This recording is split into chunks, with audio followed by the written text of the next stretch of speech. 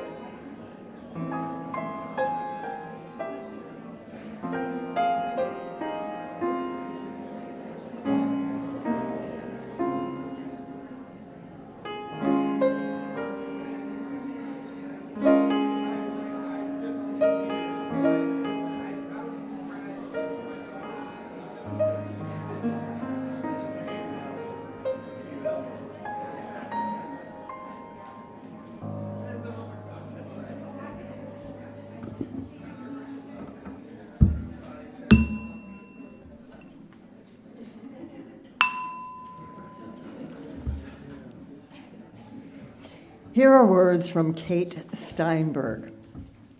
Beloved companions, we arrive in this place where all we have to do is breathe. We don't have to impress or convince or win over. We don't have to know the words.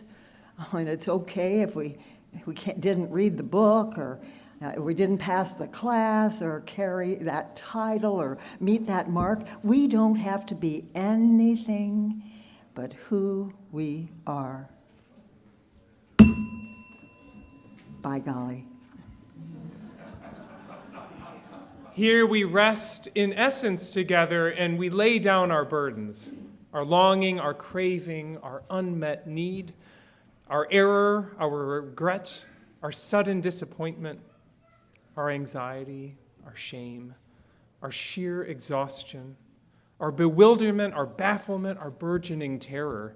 All of this we lay down together today.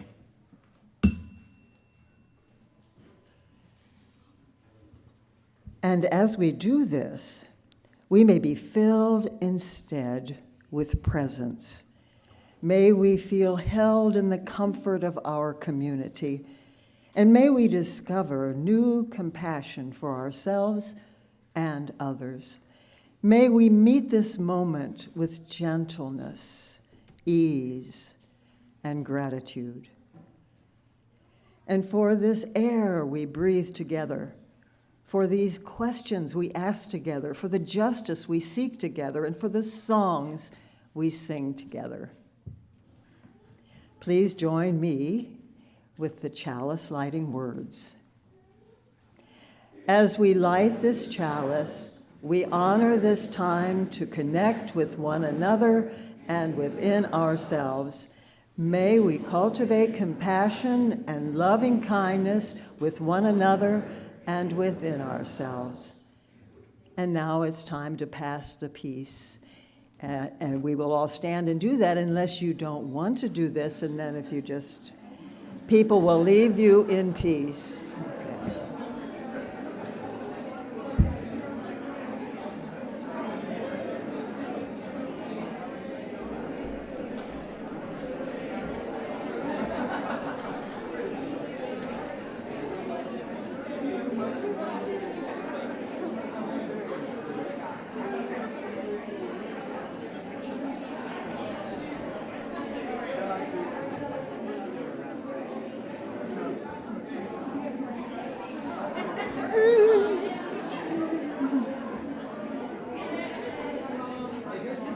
Where is it?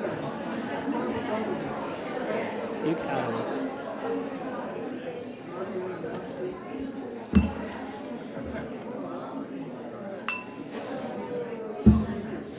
And now we are ready for our opening hymn, number 396. I know this rose will open. Three times.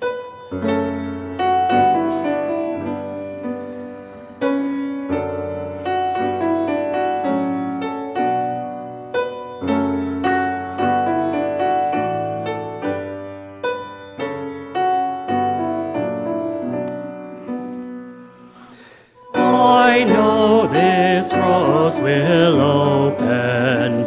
I know my fear will burn away. I know my soul will unfurl its wings. I know this rose will open. I know this rose will open. I know my fear will burn away. I know my soul will unfurl its wings. I know this rose will open. I know this rose will open. I know my fear will burn away. I know my soul will unfurl its wings. I know this rose will open.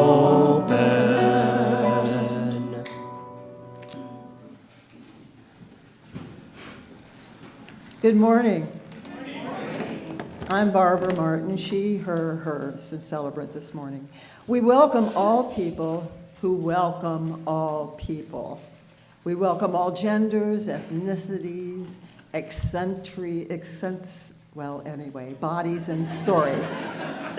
Eccentricities is what I was trying to get here. Whatever you are carrying with you and whatever you long to set down or pick up today, may you find here the love, support, and encouragement that you seek. We warmly invite you to stick around after the service for the choir concert today at 11 o'clock in this auditorium. Come enjoy some great music and support the Dare to Dream Capital Campaign. If this is your first time here, welcome. And if you'd like to help connecting with other folks, please be sure that you just get one of these Let's Talk mugs when you have some coffee this morning. And speaking of which, whether you've been a card-carrying member of this congregation since the 80s or 60s, or today is the first time that you're here, we encourage you to grab a yellow Let's Talk cup so that you can be aware of those coming toward you. Okay. It's not just a vessel for caffeination. It's a beacon for conversation. And if you pick one up, it tells folks, hi, I'm interested in talking. And now, let us deepen our awareness of this place and season. Our First Unitarian Church is located on land that has been home to people of woodland culture for 12,000 years, including the Iowa, Sauk, and Meskwaki. Centering ourselves in our place in the cosmos, the moon is waxing crescent. And as a pluralistic tradition, we rejoice with our Hindu siblings who celebrated Diwali, the Festival of Light, on Tuesday, and with our Baha'i siblings who celebrated the birth of the Bab, a central figure in the Baha'i tradition, on Thursday. As Unitarian Universalists, we don't have a statement of belief or creed. Instead, our community is held together in love by covenant. This means affirming and reaffirming our commitment to one another, and this means that we try to put love at the center of our actions. Please join me in speaking the mission of our First Unitarian Church of Des Moines. We covenant together to advance our mission, to love radically, grow ethically and spiritually, and serve justly. And now, hymn 1007, There's a River Flowing in My Soul, verse 2 only.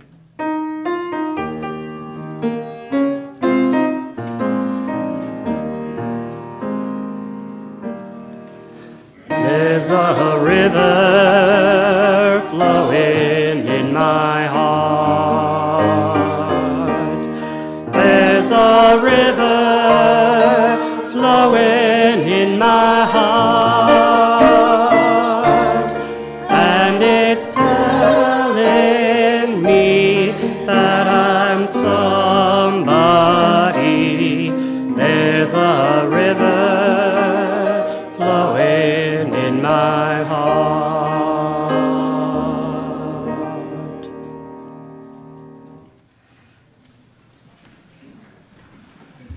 And we are going to invite our children forward with faith, and I'm going to tell you all a story as you're coming down here. So if you are young or young at heart, and if you are not experiencing microphone feedback, come on down.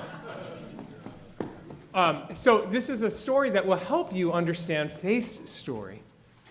There was a grandpa and a granddaughter sitting out looking at the night sky. And Grandpa turned to the grandchild and said, "You know, there's a battle that goes on inside us as people.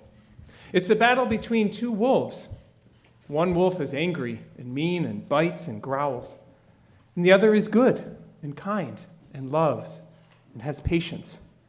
And so granddaughter thought about it for a minute and then asked Grandpa, well, which wolf wins? And Grandpa smiled and said, "The one you feed."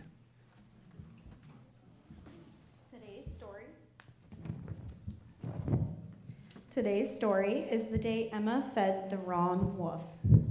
So as we learn about the wolves from the tale we just heard from Reverend Steve, we're going to talk about this story.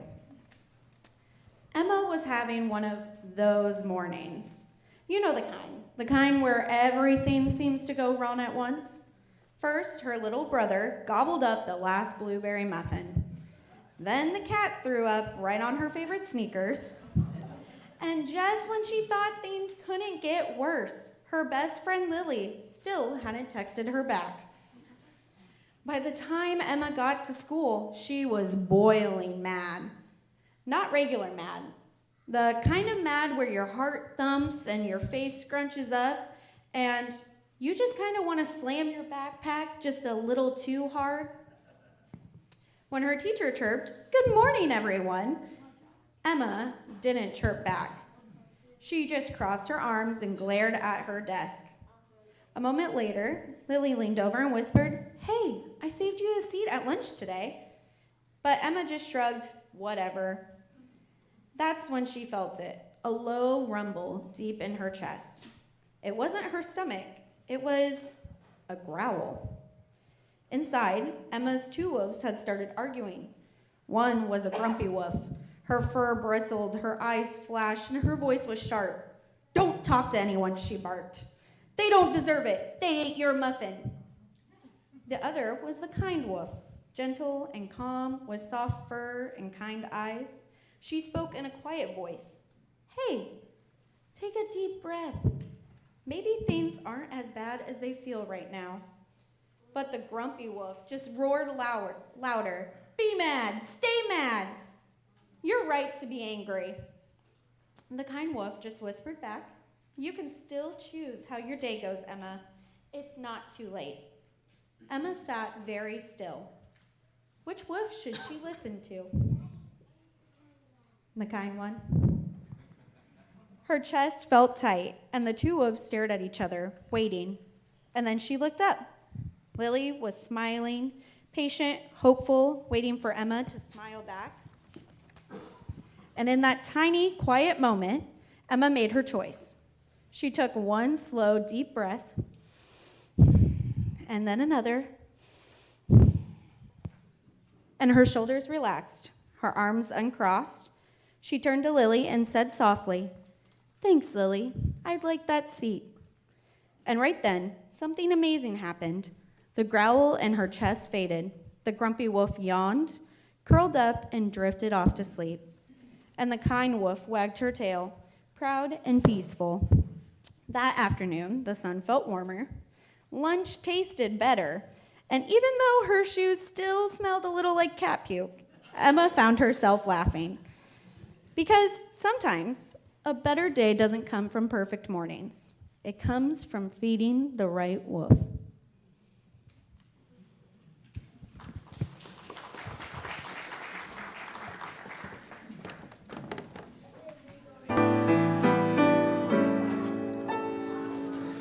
Go in joy, go in peace to meet the day. With open hearts embrace life's wonder. We will guide you, we will love you all your way. And now a spotlight from Carolyn Spencer. Good morning, everybody. I'm Carolyn Spencer, she, her, hers. I'm going to be speaking to you today about the food pantry. Some of you may have heard Reverend Steve's most recent podcast with Sarah Trone-Garrett in the Intercom. Sarah is a state senator running for Congress. She's also connected to DMARC, which provides food items to 14 local food pantries. She is spot on in that the money donated to DMARC is used to purchase food items at a much lower cost than going to the local grocery store. Patrons that go to the local food pantry can get a certain number of food items that are equivalent to about 3 days worth of food. This happens once a month. But what about the other 27 days of the month? That is where our donations that we collect here at First Unitarian Church come in. A few months ago, I spoke about starting a food pantry here at church. Items collected would be free to anyone in need. At that time, I had visions of having a structure similar to a little library outside our south door, and people could drive up and pick out food items and take them. I was so anxious to get this going, as I had seen the extreme need at the Urbandale Food Pantry, where I volunteer several times a month. A group from Feds decided to start small and just see how things would go. Faith provided a bookcase inside the building near the south door for the food. I asked for donations, and they came pouring in. The bookcase was overflowing. Crystal Loving and Hannah Garrison were very familiar with the free food pantries at the Des Moines libraries and some other locations. It did not appear that much of the food was being taken on site, and it needed to go where it would do the most good. So that is what has been happening the last few months. DMARC food pantries cannot fill the need for food alone. Times are more uncertain now than ever. SNAP benefits may stop at the end of this month. This will affect about 51,000 people just right here in Polk County. And that's what they receive is about $292 a month. It's the equivalent of, if you used to hear about food stamps, that's what it is. Our church can help. I'm asking you to continue to be generous with food donations. I just went by the pantry as I came in. It's pretty full. Thank you, thank you. We are approaching the holidays, the time when pantries have the biggest jump in numbers of patrons. The need doesn't stop at the end of the year, though, so please make it a part of your routine to bring something every time you come to church. Crystal and Hannah and Karen Nicholson and myself will make sure these donations get to the libraries where deserving people will receive our gifts. There will be more updates as the Fed group continues to serve our food community. We'll have more updates to let you know what else is going on. Thank you. Thank you.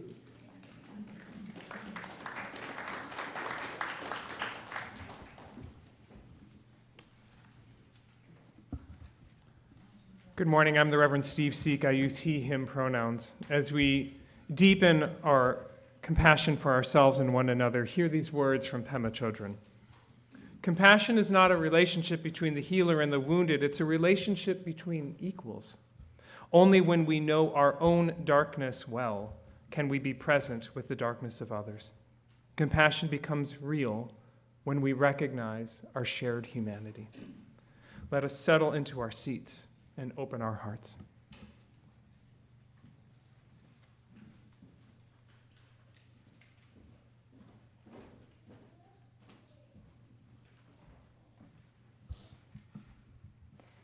I'm Anna Davis Evans. My pronouns are she, her, hers, and I'm a pastoral care associate for our congregation. We hold this community in care and love, remembering that each of us is walking our own path, sometimes with ease and other times with more difficulty.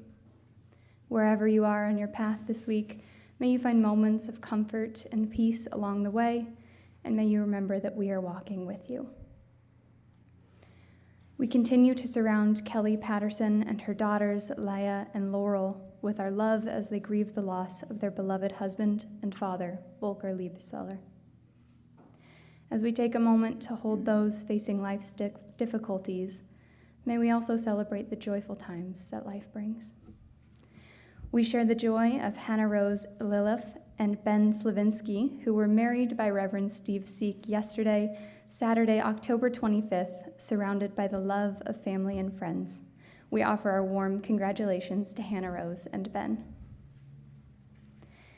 And another joy, last Sunday, Reverend Steve ran the Des Moines Marathon, and over 70 donors contributed $6,583 to the Iowa Transmutual Aid Fund.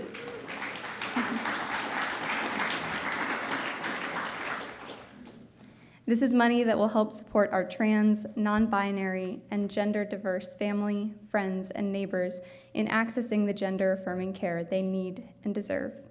Way to go, Steve. Finally, a reminder that the Grief Support Circle meets the second Monday of each month at 5:30 p.m. in the minister's office. The next gathering will be Monday, November 10th. All are welcome to attend, whether it is once or often, whenever you need it, we are there. For all who, we'll get to that part. We know the heart holds more that can be spoken here, that there are more people, times, and experiences on your minds that we can share in this time. Let us voice now any names of the people we are holding on our hearts this week, and as we speak them aloud, may the love of this community support them all.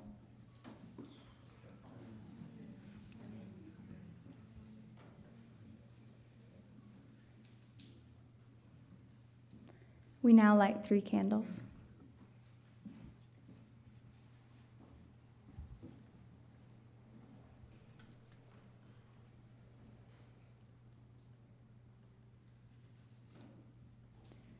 One for the joys and sorrows shared aloud, another for those shared in writing, and one for those held silently among us.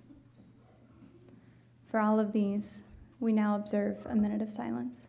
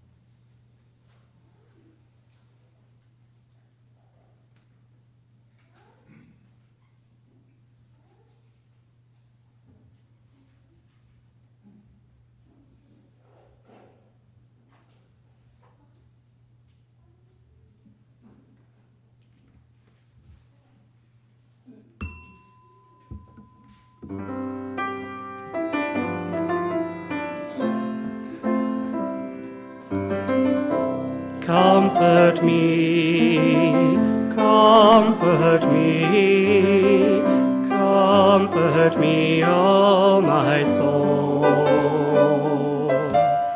Comfort me, comfort me, comfort me, O my soul.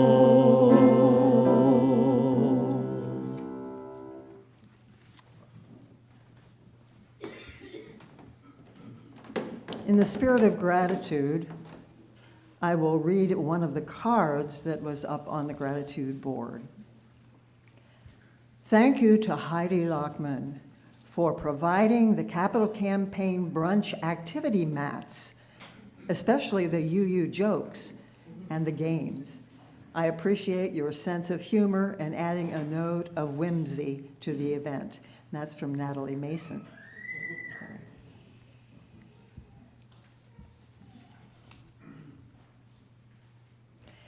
Our work of supporting the First Unitarians' mission in the world shows up in different ways financially. We support the operations of the church with our yearly pledges. We support our commitment to social justice with our faith and action partnerships, which you can give to at any time on our website. And we support the future of the church with our capital campaign and endowment.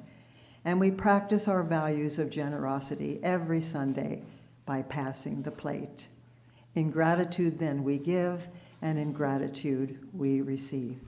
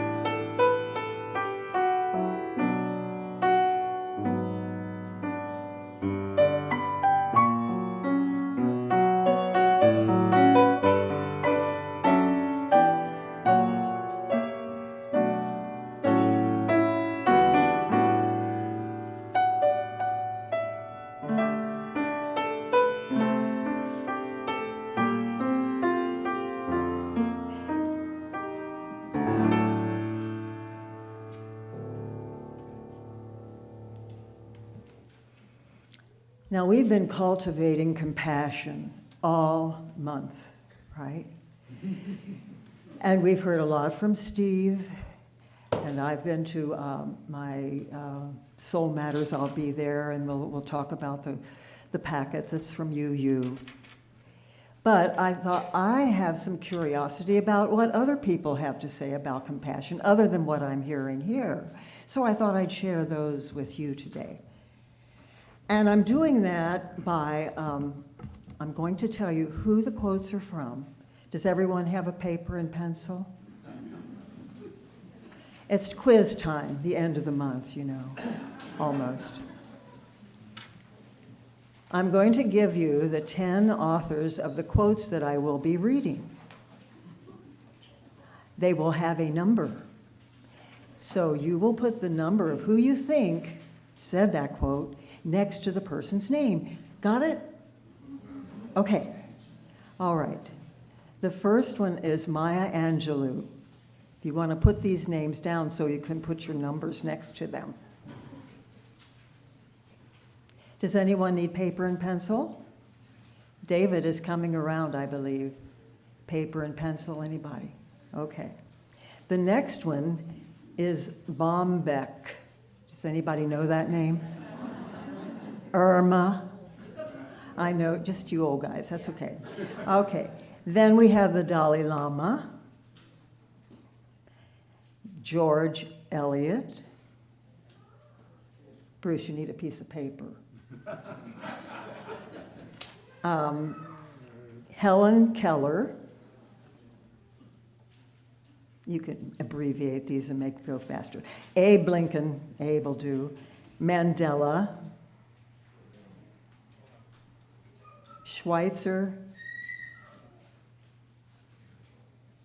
Stomberg. And Mark Twain. Okay, I will now read you the quotes, and you put the number next to the person. Okay. Hey, it's Mary Beth. Hi. Okay, number 1. Kindness is the language that the deaf can hear and the blind can see.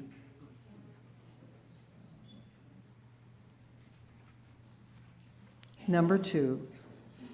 Anything you can imagine is actually better than what you see. Anything you can imagine is actually better than what you see. That's number 2. Number 3, the purpose of human life is to serve and to show compassion and the will to help others.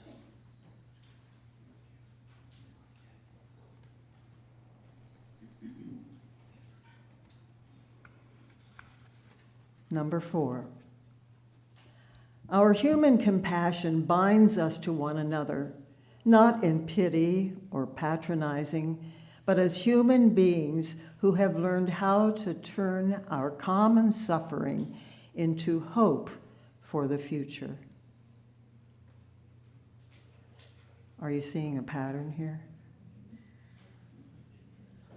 Okay. Number 5, I don't like that man. I must get to know him better. That's number 5.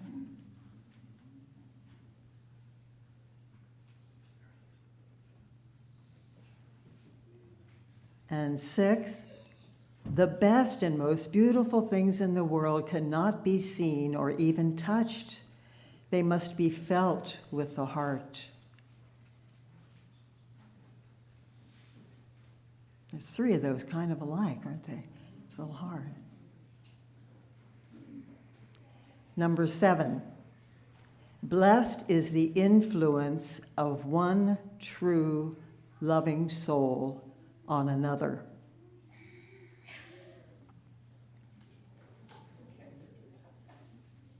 You got the pattern yet? Okay.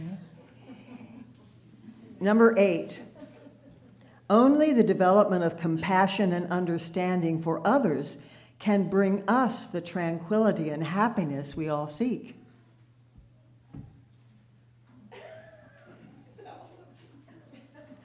All right, kids. What's going on? All right. Okay. Number 9. Coming down the bend here.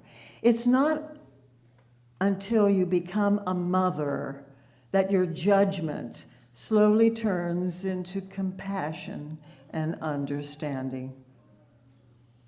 That was from a woman. Give you a clue. Okay. How you doing, Steve? I think I failed it. Oh, okay. All right, 10. My mission in life is not merely to survive, but to thrive, and to do so with some passion, some compassion, some humor, and some style.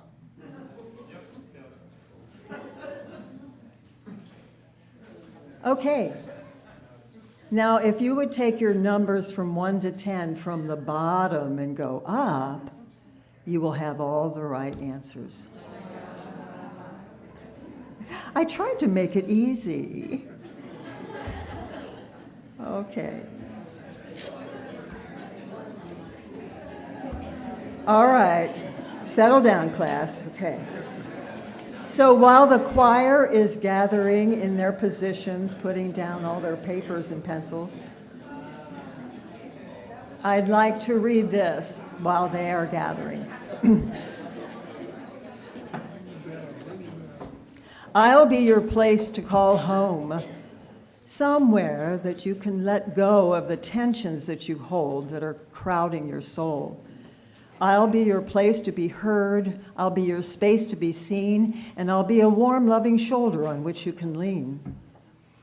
You can be free to love, to dance, to hold somebody's hand. You can be free to sing, to breathe, to have a family. I won't let you fall by the wayside because I don't understand. I won't let you fall to the shadows where you need a helping hand because I need you and you need me to be free.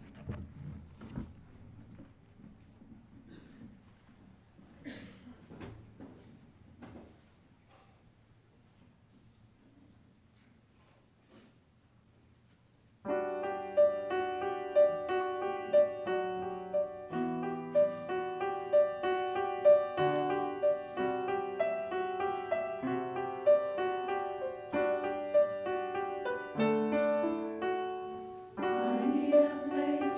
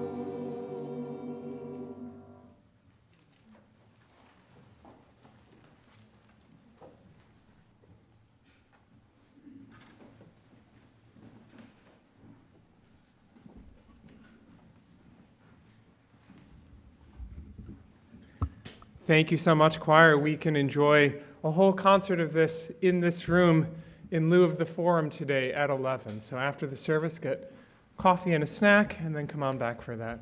I want to thank Barb for a wonderfully interactive story, and remind that Barb was the one that said, "It's okay if we don't pass that test." That was the first thing you said. It's so good to be with you all today.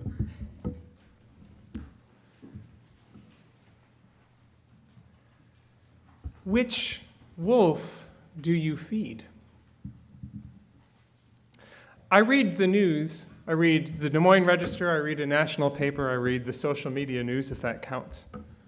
And I've had this habit for most of my adult life, so there's very little that surprises me. But something happened this spring that I could not get my head around, something I could never imagine. Here was Elon Musk, the richest man in the world, whose estimate right now is about $500 billion of worth, speaking to one of the most influential men in America, Joe Rogan, whose podcast you may not listen to, but millions do. And Elon said, "The fundamental weakness of Western civilization is empathy." The fundamental weakness, not just a weakness, but the foundational problem of Western civilization is empathy. I didn't know what to do with that, so I started trying to explain it with pity. I thought, well, in order to get to $500 billion in worth, you probably have to be a bit of a sociopath, right? And so I just thought, that's one guy's perspective. I'm sorry for him. But it turns out he was not alone. He was speaking on behalf of a movement against empathy. Pastor Josh McPherson, and I cannot emphasize that honorific enough, Pastor Josh McPherson on the podcast Strong Men Nation. Empathy needs to be struck from the Christian vocabulary. Empathy is, yes, sorry, take a minute on that. You're reading ahead. Empathy is dangerous. Empathy is toxic. Empathy will align you with hell. Here's Allie Beth Stuckey on the host of the Family Talk podcast. Really, I think empathy hoisted up as the highest virtue, or even a virtue at all, I think it gets us into a really big mess. In his recent book, The Sin of Empathy, take a minute on that, Joe Rigner writes, "Now most people have a hard time imagining how empathy could be harmful, and therefore, if I'm the devil, where am I going to hide my most destructive tactics?" He goes on to write that women, being more empathetic, are therefore more likely to be drawn to take the side against good theology. The New York Times, The Atlantic, all of these media outlets were covering this new wave of public discourse against empathy. Now, just to go back to the beginning of October, we defined empathy as your ability to feel what someone else is feeling, to look at your neighbor and say, I can see that you're hungry. I know what hunger feels like. I will bring food to this pantry. It's your ability to understand another person's feelings. And yet now we were having this public wave of discourse against empathy, that empathy would be toxic or parasitic, or how the devil works his magic, or how America becomes lawless. Which wolf do you feed? I couldn't wrap my head around this because I knew that the majority of Americans identify themselves as religious. And I understand empathy is the foundational charge of religions, to care for your neighbor.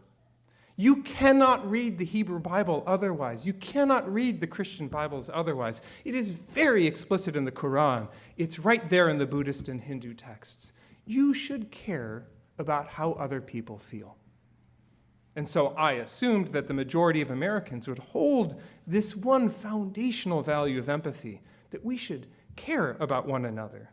Progressives and liberals and moderates and conservatives and MAGA, right? That everyone would agree that you should feed the hungry, heal the sick, clothe the naked, comfort the afflicted.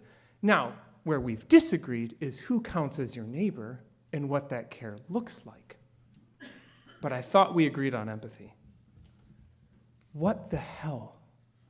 I mean that theologically. What the hell? Last week we looked at what the world would look like if we all 8.2 billion of us, woke up full with compassion. And today we crash back into this world. How do you cultivate this compassion that we've been talking about all month in this world? It got me thinking about a book I read a long time ago by Robert Wright called The Moral Animal. And the title alone sparks your curiosity.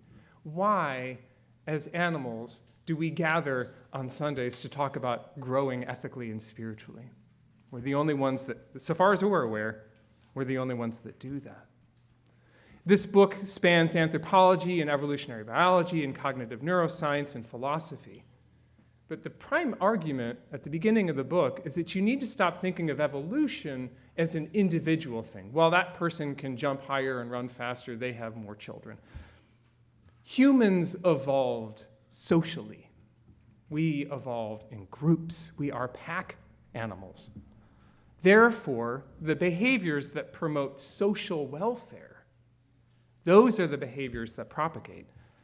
Wright argues we are wired for empathy because empathy produces social cooperation. Brené Brown takes that we are wired for empathy as the starting point of her research later. But this idea that we produce social cooperation through empathy, it's easy to imagine the experiment, a hunting-gathering tribe of 100 to 150 people that produce empathy and cooperation, multiply that over years and years, 150 sociopaths. Which do you bet on over the long haul? We're wired to see one another as neighbors. And, this is a big and, they ran an experiment in the 80s. They realized that computers could do some simulations of evolution over time. And so all these anthropologists and evolutionary biologists invited folks to submit programs for a sort of open world program where you could encounter the other and you could either help them or hurt them. And so all these people ended up designing incredibly elaborate algorithms. And the program that won, evolutionarily, by a landslide over the millions of repetitions of encounters, was like 2 lines of code. It was the simplest program in the whole competition. Tit for tat. You help me, I help you. You hurt me, you're dead to me. Love your friends, hate your enemies. And Wright argues, we're wired for that, too. We're wired for both, the good wolf and the bad wolf. We can see the beauty of the other person, but don't you dare cross me. Which do you feed? Why do we try to feed the good wolf? We're not in hunting and gathering societies of 100 to 150 anymore. This isn't that world anymore. We're digitally connected across the globe. I can tell you the weather in Johannesburg on my phone. Why choose compassion? I'm going to answer it right here, halfway through the sermon. It helps us live better lives. You know this, I know this. When you're compassionate, you solve your problems better, you think more clearly, you see with a bigger perspective. When you practice compassion, when you feed that wolf, you have better relationships with people. Let me talk a little bit about being a dad, okay? Anyone who's ever raised a 3-year-old has yelled at their 3-year-old, and you're lying if you say you did. It's just something about that age. I don't want to go too far off script on this, but there's something about it that you find yourself tit for tatting. They're screaming because they wanted an ice cream sundae for breakfast. And you tried all the rational, calm, compassionate ways to explain, well, that's not really on the menu right now. But suddenly you find yourself shouting back. You are responding in the moment with your angry wolf. It doesn't go anywhere. Compassion teaches you to see the function of the behavior, not the behavior. What is behind this behavior? Maybe it's attention. Maybe it's, I really appreciated having a sundae yesterday. Can we just run that back and do it again? Compassion allows us to be in more loving and spacious relationships. If nothing else, compassion keeps us from walking around mad all the time. In contrast, tit for tat teaches tribalism, and the track record on human tribalism is pretty horrible. Tribalism tells me that there are good guys and there are bad guys, and it's deeply satisfying to think we're the righteous ones and they're the evil ones. I would go so far as to say in every community gathered on Sunday morning is a little bit of that. We're the right ones, they're the bad ones. Tribalism scratches that evolutionary itch. It may have helped our ancestors 100,000 years ago, but it demonstrably makes our lives worse. In the face of that, compassion teaches us complexity. It helps me to see the spark of the divine in your eyes. It reminds me that you and I share 100% the same DNA. 100%. If you're willing to round up 0.1%. Which wolf do you feed? Compassion's not about winning. It's about living well. As part of living a better life with compassion, compassion teaches us that we can disagree with other people without hating them. Right? This is Brene Brown's observation that I shared a few weeks ago. The most compassionate people she interviewed also have the most well-defined and well-respected boundaries. Compassion is not about compliance. Anyone who loves someone with addiction knows this. Anyone who loves someone with severe mental health challenges knows this.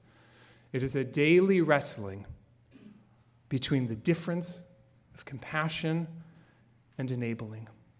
And I know statistically that's just about everyone in the room.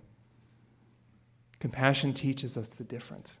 Because let us be clear, being compassionate doesn't mean that you always give the other person what they want, including the breakfast ice cream sundae. Compassion never means throwing away your worth or your values. But compassion does say that we need to get past tit for tat. We need to get past tribalism, that we move past good guys and bad guys. And we don't do this because it's intuitive. We choose compassion. We feed that wolf because it's counterintuitive. We don't do this because it feels good. We do it because it does good. We choose this not because it scratches an itch, but because it helps us to live a better life. Lives liberated from resentment and rage and despair and exhaustion. Now, for better and for worse, the universe provides us with an infinite amount of opportunities to practice feeding the good wolf when the bad wolf is hungry. Workshops, if you will, in compassion. Now, if you are in a stretch in your life where everything is calm, your health is good, your finances are good, your job's good, your relationships are good, it's pretty easy to show up with compassion and blessings on that part of your life. But sometimes that little trickle of problems becomes a stream, becomes a river, becomes a flood. Changes in your job, your relationships, your money, your health. And now you find yourself involuntarily enrolled in this workshop, involuntarily struggling to know which wolf to feed under so much duress, because that's when the angry wolf gets very hungry. The angry wolf really perks up when things change. People don't like change. I don't like change. Well, I don't want to speak for everyone. I don't like change, and I'm willing to guess that you don't like change. You know those studies where the psychologists mess with the mice in the maze? They teach the mouse how to do the maze, and there's the cheese, and the mouse does the maze again, and there's the cheese, and the mouse does this 1,000 times, and it's so satisfying. I do the maze, there's my cheese. And then these mean psychologists just move the cheese to the other end of the maze. And the mouse finishes, and the cheese isn't there. And it freaks out. And it retraces its steps, and it does the maze again, and the cheese isn't there. And it starts biting its own feet and dropping its own hair, right? The cheese has moved. And that's what it feels like for us. When the relationship changes, when the finances change, when the job changes, when the doctor gave you a different outcome than you wanted. Both wolves are there. Which one? Systems don't like change either. You throw a change into the system's life and the system stresses out. The new boss has a new way of doing things. The old way was fine, right? We don't like that. We talk about it. The new minister might change something even. Maybe very carefully. The administration in your state or nation changes things. You may or may not like that. Which wolf do you feed? Because the wolves are pretty quiet, at least the angry one is, with homeostasis, if tomorrow and yesterday look pretty similar. But change comes anyways. And so there's that itch to respond, that tit for tat. And yet most of the changes in our lives are things that we can't fix on our own or directly address. You see, tit for tat may have worked in a hunting and gathering environment where the person from the neighboring tribe punched my friend, so I just walk over there and punch their friend. You can't punch people you're mad at now. It's called battery, right? And in fact, many of the people that you're mad at, you can't even find. You can't reach them to punch them. So instead, we walk around resenting tens of millions of people who vote differently than you, resenting the history of people in your lives that you're mad at. But here's the thing about resentment. It's like having a rat problem and taking rat poison. It doesn't affect the rats, but it sure affects you. So if we don't choose resentment and tit for tat, if we don't feed that angry wolf, we can practice feeding the good wolf, trying to cultivate whatever we can for compassion in a challenging world. And I think of this the way I think of baseball. If you can get it right 1 out of 3 times, you're an all-star. Practice that you're involuntarily enrolled in, a class that you never chose called Taking a Deep Breath 101, or Not Assuming the Worst in This Person. You're invited to that workshop. You're invited to that practice all the time. Now, most of the time I know which wolf I'm feeding. It's not pretty. But the invitation to feed the good wolf is always there. And it's as simple as this. Pause. Breathe. Love. Pause. Breathe. Love. That invitation is always there. I have a very real example of an opportunity that I've been given, against my choice, to practice feeding the good wolf. A few weeks ago, we discovered we have a bit of a mold problem in the lower level. Okay, it's a downright crisis. We had a new air conditioning unit with a great eco fan setting, record levels of rain, voila, mold. It's really frustrating. It's been incredibly exhausting for the staff. It's staggeringly expensive to fix. And if there's any good news in it, thank goodness it happened right before our remodel of the lower level. And not, yes, you're catching up with me, and not right after, when we would have to have torn all that out. But it means that between the mold mitigation problem now and the construction about to begin in November down there, we've lost 8,000 square feet of classes and meeting spaces until February. That's a big change to a system. Now, beyond that, the good news is that our capital campaign projects are starting. Next week, that whole bulwark will be gone. We'll just see straight through to the back wall. That's one of many, many things that are about to happen. You will begin to see over these next 2 years the beautiful fruits of our exceptional fundraising and outstanding leadership to build a church that is ready for the next 50 years. But let's be honest, there's going to be a lot of changes to the system. Can you imagine trying to schedule all of the groups here, the Soul Matters groups, the small minister groups, the book clubs, the meditation, the Tai Chi, the board groups, the writing groups, committees, teams, and oh yeah, all of our faith formation classes, minus those 8,000 square feet of meeting spaces and classrooms for 5 months? You'll hear a lot more of, we've moved your group to the minister's office. And I'll hear a lot more of, please work from home today. There are groups in your office all day. Yesterday was an amazing wedding, and it was so beautiful. And I came in at 3 o'clock to gather my things for the 4 p.m. wedding, but I forgot that because the groomsmen don't have a room downstairs, there were 720-somethings trashing my office. I can tell you which wolf wanted to speak. And I paused, and I took a breath, and I remembered this is a day of love. I should probably act like it. And I high-fived them, and I grabbed my folder, and I sat back there until the service. And when I came in this morning, it was lovely, and it was all put back together. It was a little workshop I didn't plan for. So for 5 months, the lower level, right? You'll hear a lot more of these. Can we try this group on Zoom next week? Which wolf do you feed? As we go through this building renovation, we'll be in this workshop called How to Be Flexible Through Construction. For better or worse, many of you have taken this class before, and I'm willing to bet you most failed. If you've ever renovated your kitchen or your bathroom, or God forbid, the whole house, you encounter the change to the homeostasis at your life. And to be honest, you probably fed the mean wolf a whole lot. You probably cursed more at those people you love during those months than in the years since. I failed that class several times, actually. This is where Pema Chodron comes back to me and says, don't worry, compassion is not a relationship between healer and wounded, it's a relationship between equals.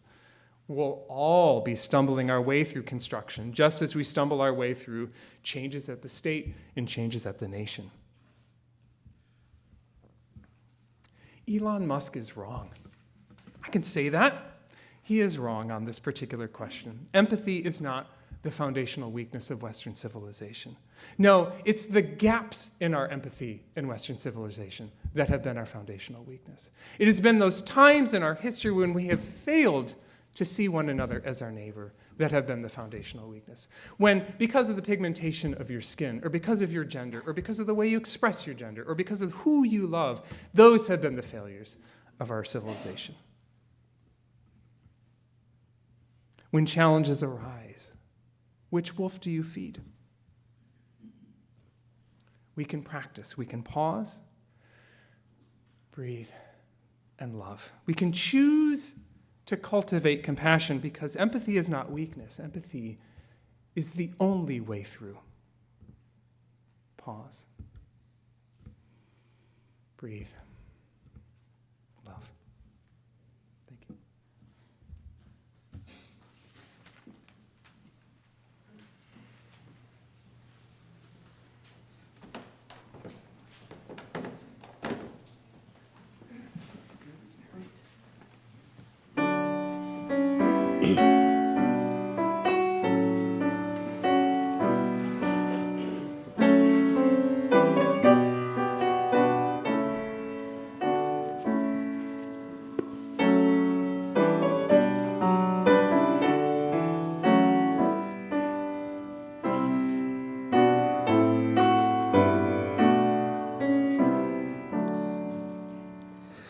This old world is full of sorrow, full of sickness, weak and sore. If you love your neighbor truly, love will come to you the more. We're all children of one family. We're all brothers, sisters too. If you cherish one another, love and friendship come to you. This old world can be a garden full of fragrance, full of grace. If we love our neighbors truly, we must meet them face to face. It is said, now love thy neighbor, and we know well that is true. If wisdom of human labor, true for me as well for you. Please actually have a seat. Thank you. We're going to do something just slightly different here.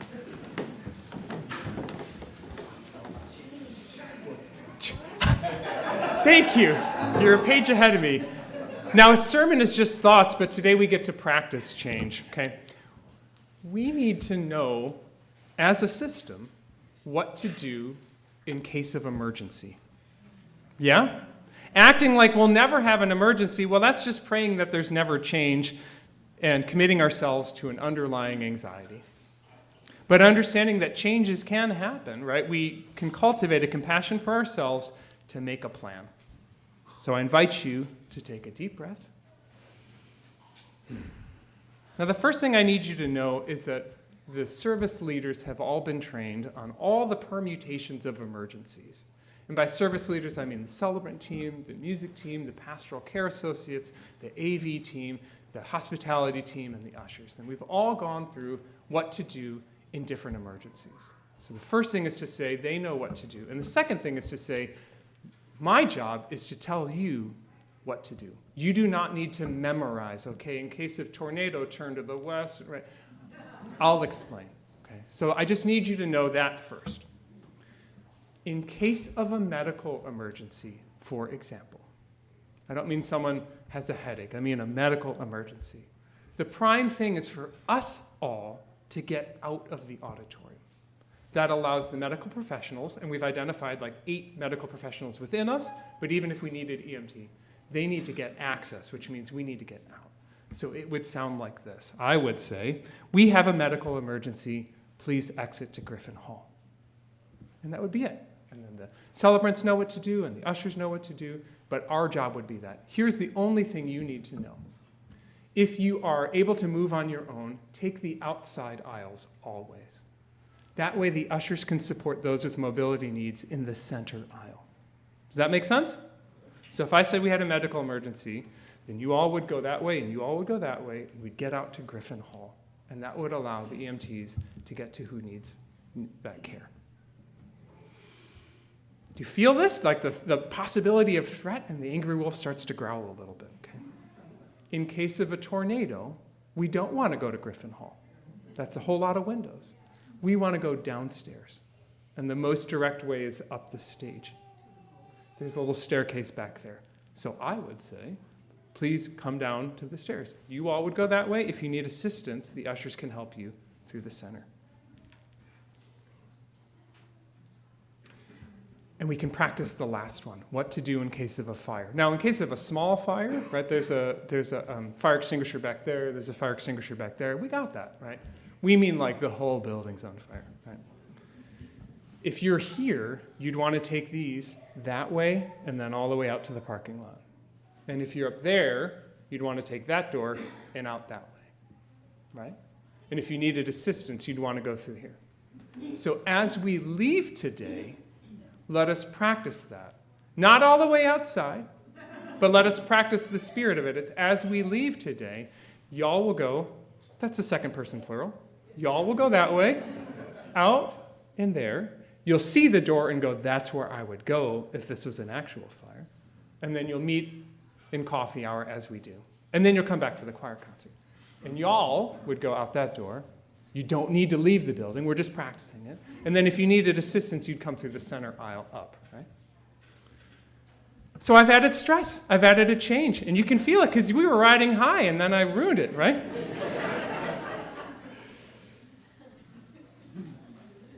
We are giving ourselves the opportunity to be compassionate and to practice that.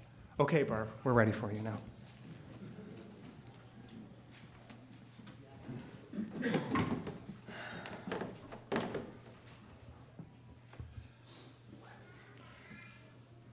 Please join me saying the extinguishing chalice words in your order of service are here.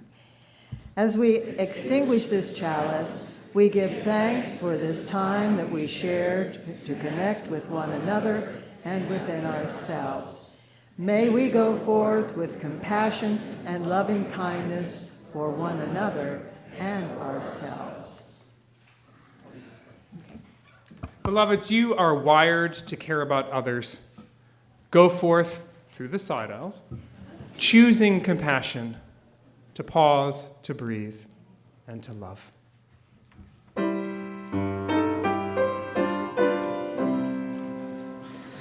Soul of truth eternal goodness, sojourn with us as we part. Fill our minds with high endeavor, keep us just and pure in heart. Strengthen us for daily duty, guide us by the inward light. Hallowed be each coming morning,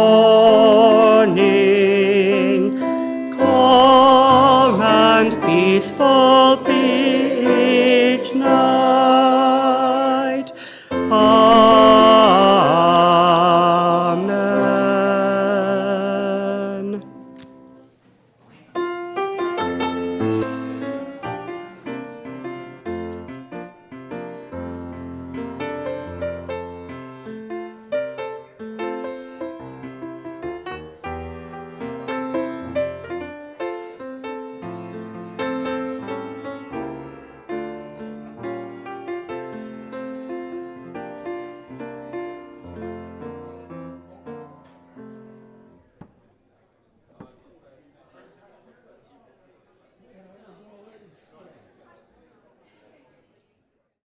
As this live stream from First Unitarian Church comes to an end, remember that previous live streams can be found on our YouTube channel. We'd love to see you in person someday. Until then, thanks for joining us.